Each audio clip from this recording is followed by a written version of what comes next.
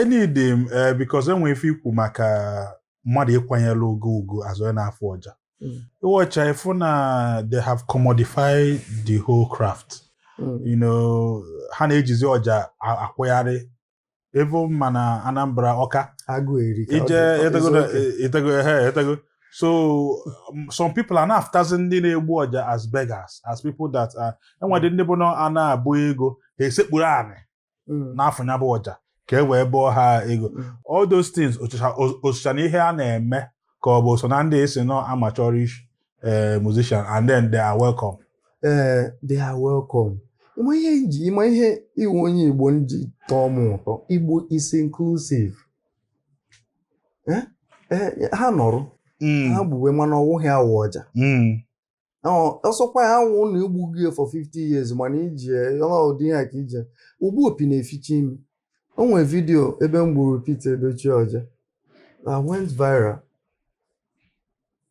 Ọja aha ruru 2 minutes mana ọtụtụ ndị mmadụ hapụcha the whole 2 minutes wee jee na 1000 Peter Edochie nye m nọ wee gaa agwụ. O nwere ike onye m 200. In fact, onye m 500 na-abụ ọ dị symbolic ịbọ na ịbọ na-akwụ n'afa. You know, ifekwulu ife akwụdebe 500 na-abụ. You know, mwere ya ne ya anya tinye mụwa jikwa ihe mmeji kenia. It was a blessing meeting him. So uje ofewe m ego ka nje tọtọbi onye emie n'aka and o gere ọja na-egbu gosi na onye Igbo o gere ege kpọọ ya.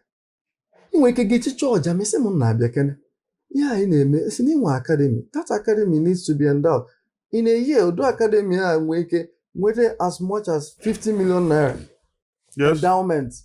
Ijizie na-eme projects na-train ụmụazị different places and then provide ha instrument ka ori na anụ ka ori na aka kidnapping na maka na ọfịa enyere anyị amaghị ha iji eme ọnya ka ejizi kidnap mmadụ. Maka ọ na-ama ha ya eji ọfịa eme ihe inwe ike a whole large expanse of land erunyecha art retreat centers na ya.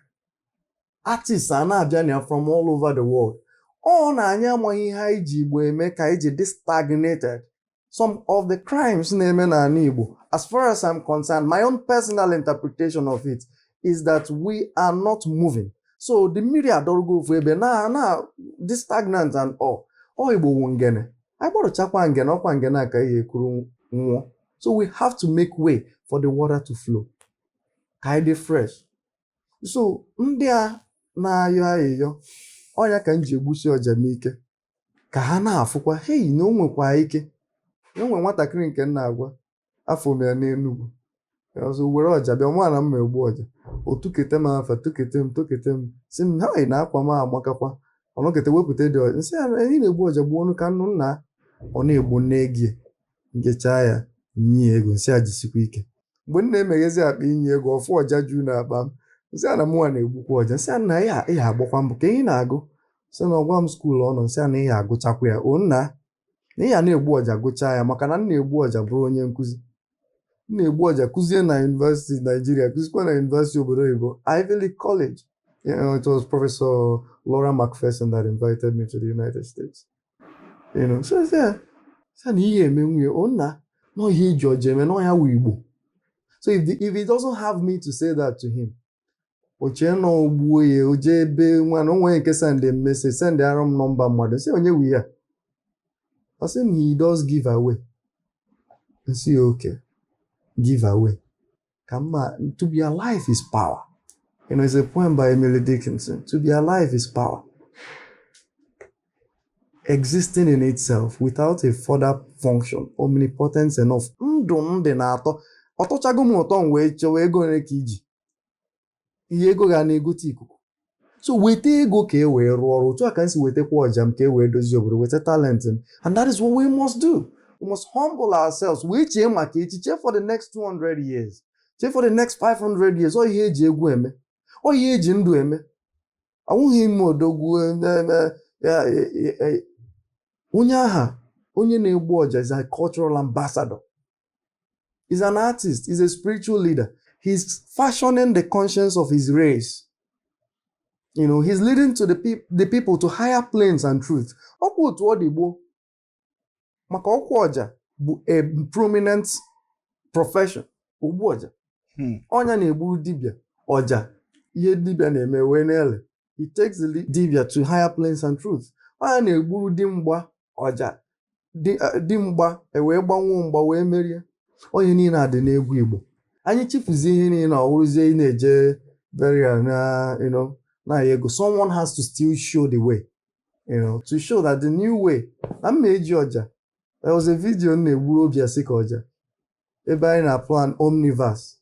Were ọja na-esi ya n'azụ. Si oji nna ka na-egburu ya ọja. Ezigbo onye Ọnịcha. Na-egburu ya. The video went viral. People liked it. Na-egbu ọ na-aga. Ọ nakọta ọtọ aka ebe a. Ọ nakọta ọtọ ọ na-aga ka mmụọ. Oh, this is otu home ego. And I performed in the opening ceremony of that omniverse akwụọ m ụgwọ as an artist. Otu anyị esikwu Don Jazzy Ugwu, sorry, Don Jazzy Ugwu was artist. Otu anyị esikwu Rema Ugwu, otu anyị esikwu any artist or artist. That is the same thing. The only difference is volume of the Ugwu.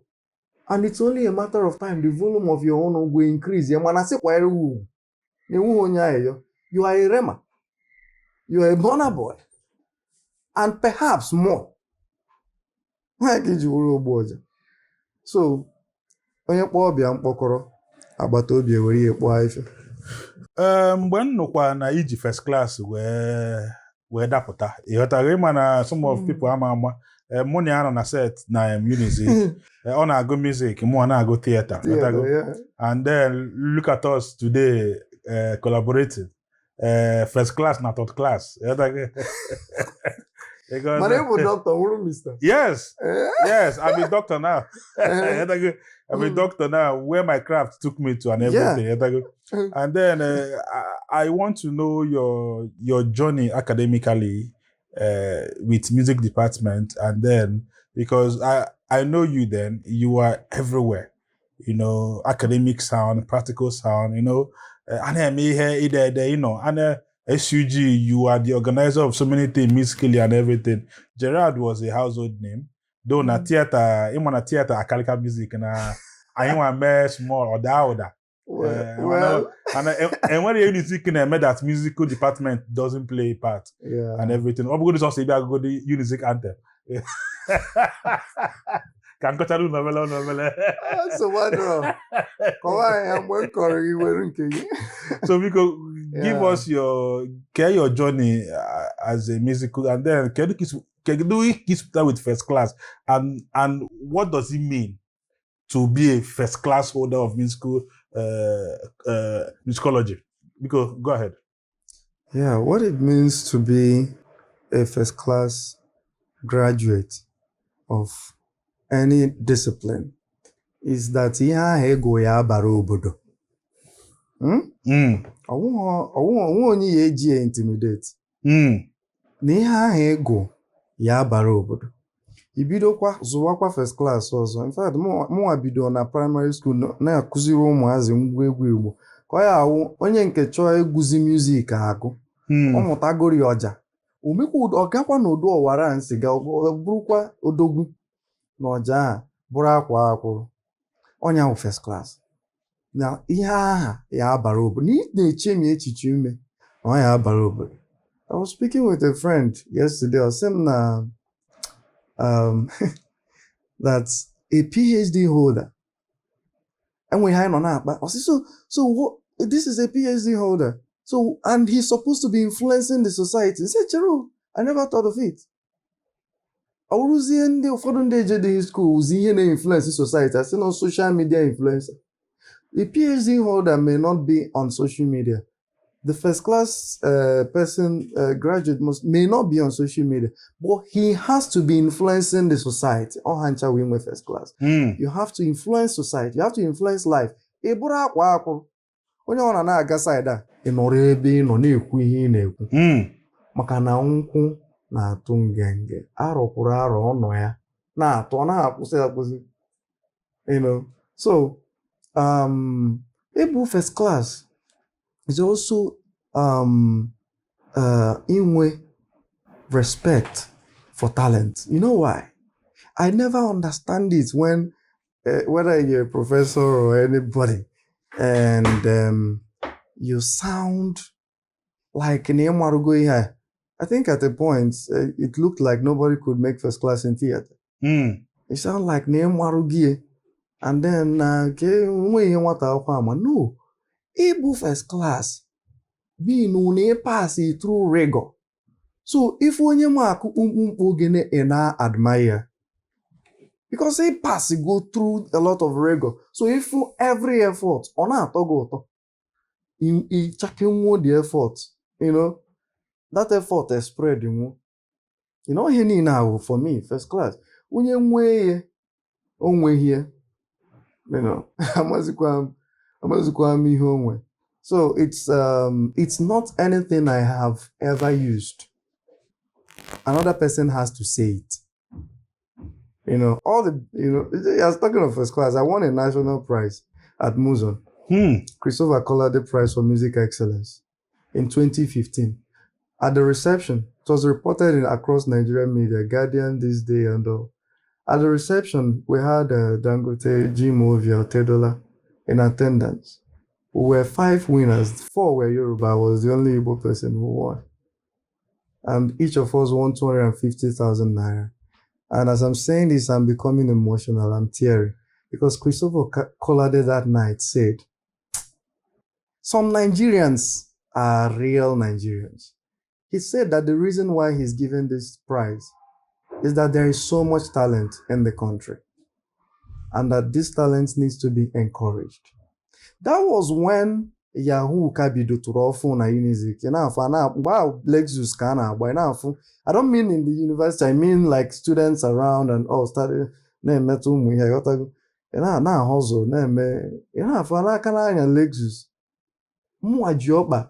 I've trekked from Holy Family to government house side to give music lesson. 2 miles and So when I received that prize and when I listened to Christopher Collade, what I heard him say to me, we will continue to intervene and support you. Do not stop. Do not stop. And after receiving that prize, I graduated. I received it in final year. I graduated and then made first class. All these things, only I keep them low key. Because they were, to an extent, accidents. That's all die. I want to invest in your business. My choice manufacture result months go where but to car basa. You make him make a jewel when you first class. So the real thing for me is to do the work. And I celebrate my teachers. They all contributed to who I am today. I celebrate the professors in the village who taught me Oja, who taught me but they all contributed to who I am today. And first class also means Ichoku Academy, creating a structure people receive so that you don't ever die. They immortalized. Who are the professors in the village that you are celebrating so that others will get the message well? because I get it, but I don't think others will understand. For me, can the professor be in a village? Can they are about village professors? I am talking about Manjo, Chukwu Manjo, Onye Chuba Ekuziri Moja. He's a blind man. Also, ndị Igbo nwe their own education system. Anyị zuru oke. Ije nwuzi akwụkwọ ọ dị mma. Iwerukwu ya tinye maka onwe ndị jecha akwụkwọ jefuo uche. I'm talking about ụzọ mmiri. Onye akpụ, blind man who taught me Oja. I'm talking about Emenike. Onye Achina who taught me Oja. I'm talking about Nicholas Ezenwaka. Onye Oga who taught me Oja. I'm talking about one who taught me Obo. So Professor Reverend Father Professor Emmanuel Umezenwa, my academic mentor, and he is the vice chancellor of Peter University. He was my supervisor. He was the one who asked me to write on Oja. And, you know, bido n'oge, I gosi him no ụmụ ihe a. That's where the value is. I go to these men in the village, meet them. So if we esi kakwanu meghe, that's meghe. And the way you will know onye akwadoro ọfụma bụ a na-akwado ihe niile a ọ na-ewepụta echiche ilulo ya abara obodo. You know, each time I sit with Ezekiel Odumegwu, my mentor, it makes me understand that to live is to live for the future. To live is to live for the future. Anyị na-akpa nkata ya na-aghọta Igbo world. These are the people that, you know, built these structures that I am enjoying. When na-emekwa one mmemme ka the next generation bido n'oge wee ka mụ mmadụ ka ha bido n'oge before ha na-eru secondary school, before ha na-eru university, ha akago m. One of my students, Oluoma Chukwudumegwu, na-akpọ ụbọ, na-egbu ọja, na-akpọ guitar, na-akpọ piano. Guess what she studied? She's studying medicine, second year medicine. Yes. And she started training under me from when she was 8. That's 11 years ago. So, ọbụghọta ka m bido mana ihe m ejighị ewepụta ihe m na-emeri nne na social media ahụ.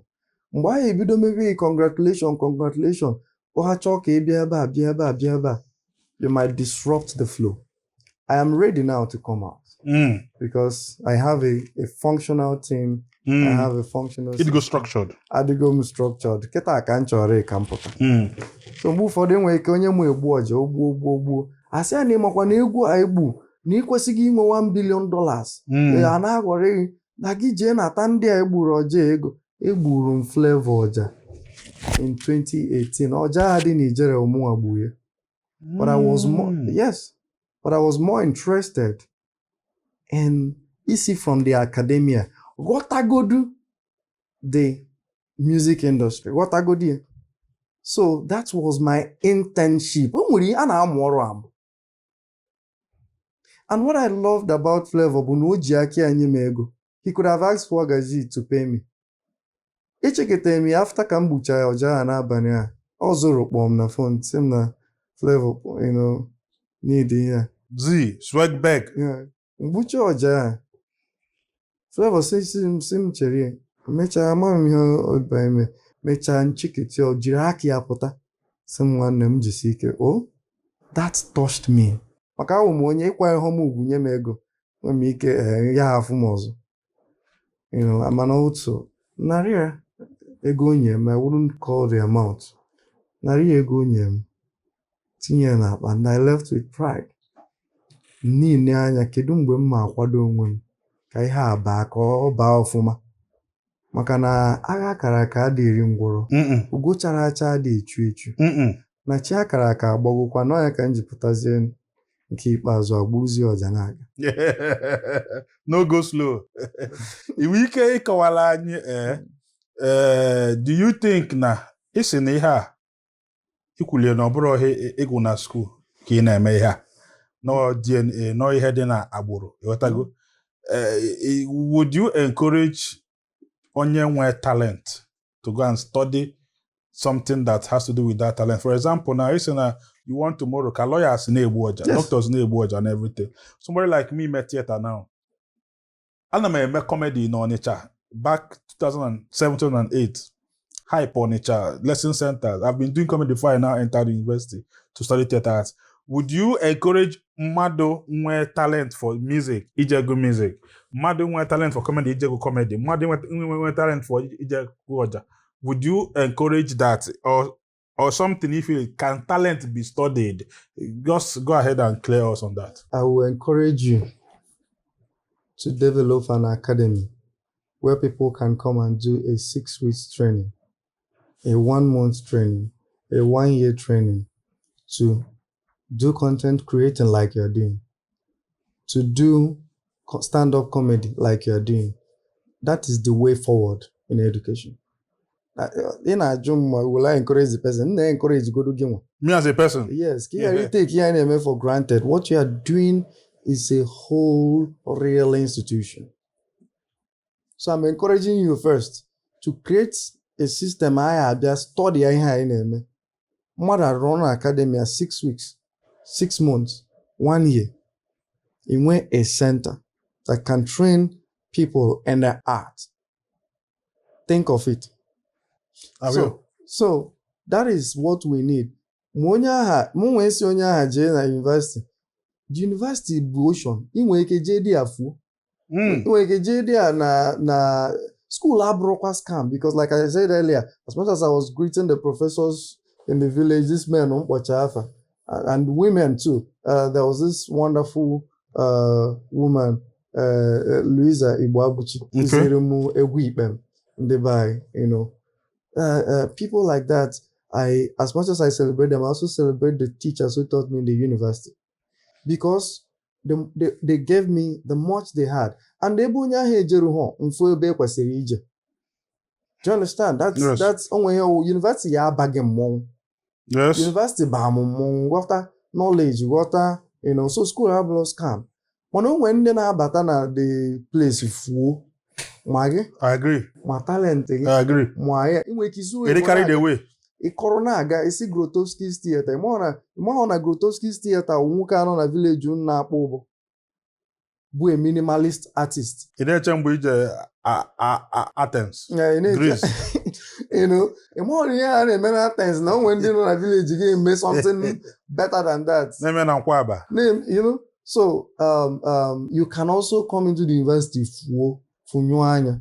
Ọ bụrụ na nwaanyị ịchọrọ gaba sef. So many things can distract you. University big. So no be lie. Ọwụghọ mmadụ niile ya ewere ụdị talent ma baa university. Pụtakwa dị otu a ndị na-akọ ihe a na-akọ na-extol nwoke nọ na village na-akpọ ya prọfesọ. Ọwụghọ mmadụ na-eme onwe ịgụcha ngwongwo akwụkwọ ịpụta iche na ịmarụgo ihe. I agree. You know, ịkpọzi ọja flute. They were calling the flutist. Gwa m ihe wu flute about ọja. Ọ na-eme ihe wu flute ka ọ na-eme ihe wu ọja.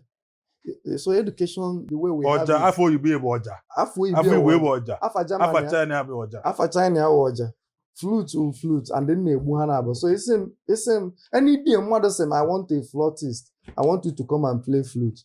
If I'm kind enough and jụọ gị, do you want flute or do you want ọja? If I'm mischievous, were flute be? Said chai and said choice mumba, I mean the flute. Traditional flute, local flute. Local. Imagine a piano, the local to a people. No, a traditional instrument to a people. Evolve where. Imagine a guitar when we. Imagine a oboe, clarinet, na harmonica, si Asia, ro China, ro Europe, or organ. You know, that's part of the history of organ. It was here the levers. Anyway, let me not go into that. So, Siaba wrote the black Americans met to a kind of blues from the same harmonica.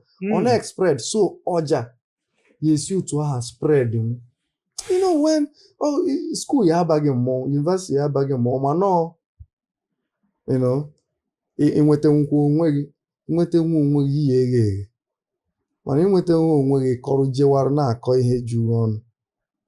so what I would say is, for those young people, they need more of an academy.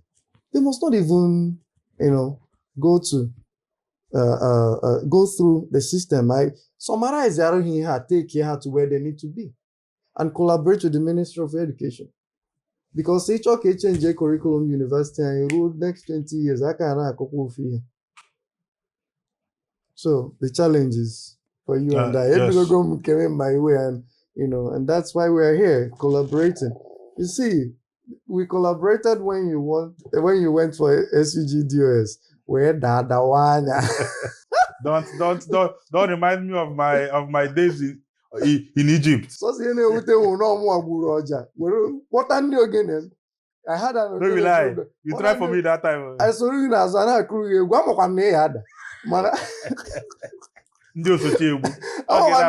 Bad friend. No, I believe in vision. Yes. In vision, the crazy enough to dream. I also know I will fail anyway. But I wanted to make a mark. You know, because I was swimming against the tide. Against the tide, seeing you do it. Yes. Who was very popular then. Yes. You know, so Now that experience of SUG, blah blah blah, that's It part made my name a household name in Unizik. Anyway, I lost the battle, but I won the war. Yeah. I lost the battle, but I won the war. I became one of the biggest MCs then in Unizik. And then this is me saying thank you for accompanying a With failure. Oja. So, for what I can be done, maybe he enjoy me. I want ndị nwere ego na ndị na-etu ego ka Yes, ndị na-esogharị. You won't follow me. I won't follow you. And today I won't be on your platform Yes. enjoying the space. Yes.